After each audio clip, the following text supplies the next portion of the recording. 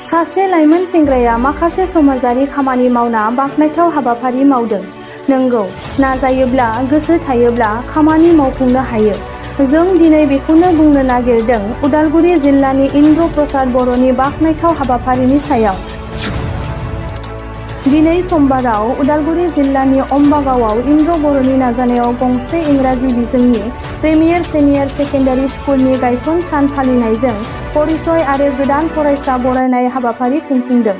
फरायसालि हाबलां दरखंखौ बेखेवना होयो उदालगुरि कलेजनि गोरायुं डक्टर लुक दैमारिया।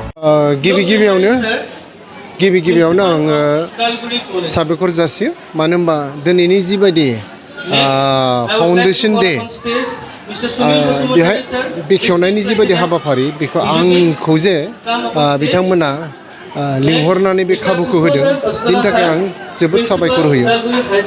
मानो होनबा बेबायदि खाबु मोननाया ओरैबायदिबो जायो जायखौ मोजां मोनो, जायखौ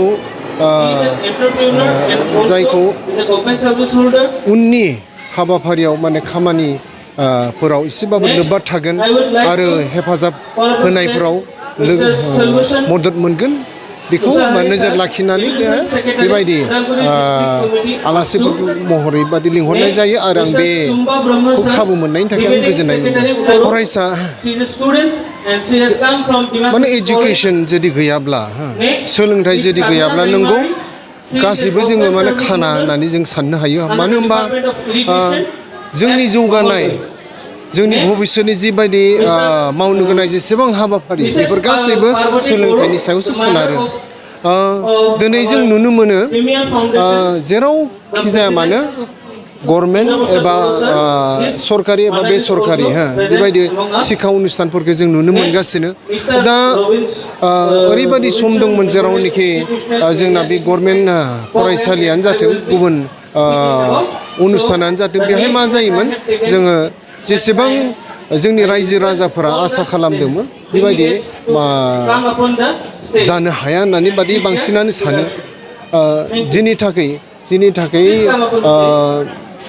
बे सरकारि अनुष्ठानफोराव जोंनि बिमा बिफाफोरा माने बांसिन मा होनना बुङो गावनि गथ' गथायफोरखौ बेहाय एडमिसन होनो गोनां जायो।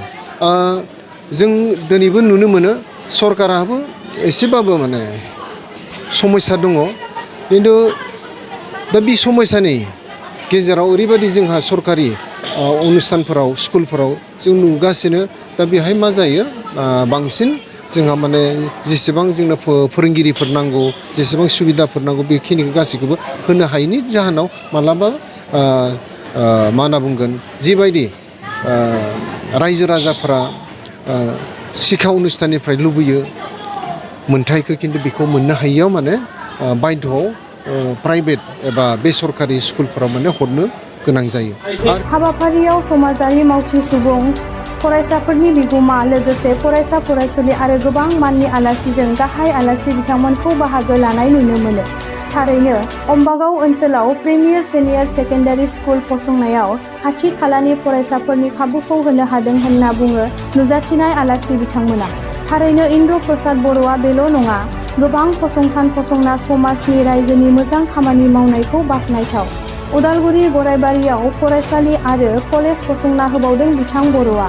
लोगोसे खौरां बिजोंनि प्रिमियार निउज मुंनि निउज पर्टेलखौबो बिथां बर'आ सामलायगिरि महरै सामलायलांदों।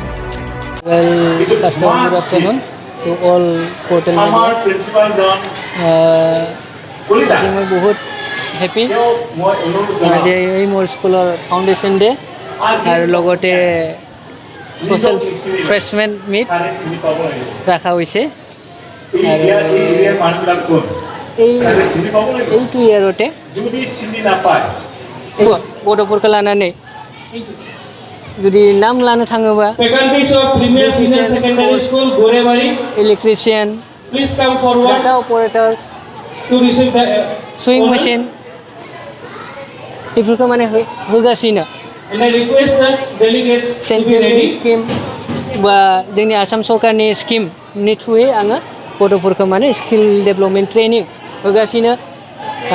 जाय बायसाया मेट्रिक फेल जानानै बा 12 फेल जानानै न'आवनो जायफोरा बेकार गोलैना थानाय स्टुडेन्टफोरखौ आङो बेफोरबायदि स्किमफोरखौ लाना फैना 3 तारिखाव होलांगासिनो आरो फैबाय थानाय फिउचारावबो आङो होलांगोन आरो not only from ASDM or PMKVY through SSB फोरनिफ्रायबो आङो बे स्किल ट्रेनिंफोरखौ आङो होगासिनो गथ'फोरखौ बे स्किल ट्रेनिंखौ लानानै दिनैनि तारिखाव आंनि स्टुडेन्टफोरा बहुद माने किसुमान इन्डास्ट्रियाव किसुमान पार्लारफोराव किसुमान गलाफोराव गावनो बिक्ति सुइं मेचिन मोनसे लानानै माने गावनि जिउखौ बा संसारखौ सलायलांगासिनो बिसोरो बे ट्रेनिंफोरखौ लानानै आं आरो आसा खालामो दिनैनि तारिखाव आङो 1000 जननि बांसिन स्किल ट्रेनिं होबाय फैबाय थानाय दिनाव आरो आं होलांगोन होननानै आङो कमिटमेन्ट होयो आरो आङो बे ससियेल सार्भिसखौ आङो मावबाय थागोन सार नोंनि बे स्कुलाव उन्दै गथ'फ्रा नार्सारिनि छात्रफ्रा ओरैबायदि टेलेन्ट ओरैबायदि स्मार्ट नोंथाङा माबायदि टिचारफोरखौ माबायदिखौ हायार खालामो ओरैबायदि टेलेन्ट नुबाय जों दिनैनि दिनाव जेरैबायदि दिनै बिसोरो माने अडियेन्स मोनसे होदों नोंथाङा बेबायदिखौ माबायदि हायार खालामो माबायदि अके फार्स्टआव जुदि आं बुंनो थाङा जुदि गाव खुद पेरेन्टसफोरा गावनि गथ'खौ बहुद अनो येस बहुत अनो तो एके इन ए सेम वे दैट स्कुलावबो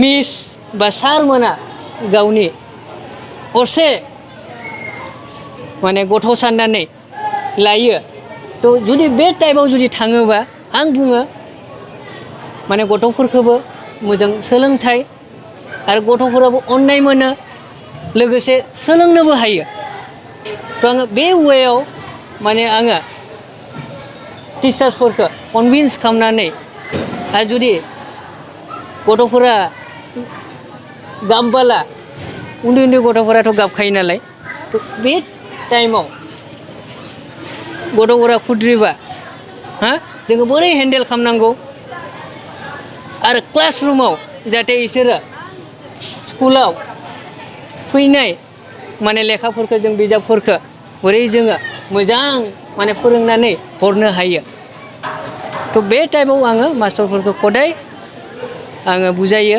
आरो बेनि थ्रुयै दिनै आं बुंनो थाङो तो गथ'फोरा एसे आपग्रेड जागासिनो लोगोआव दिनै नार्सारि क्लासनि स्टुडेन्टफोरानो दायो लाजिनाय गिनाय सेल्फ कनफिडेन्सखौ माने लाबोनो हादों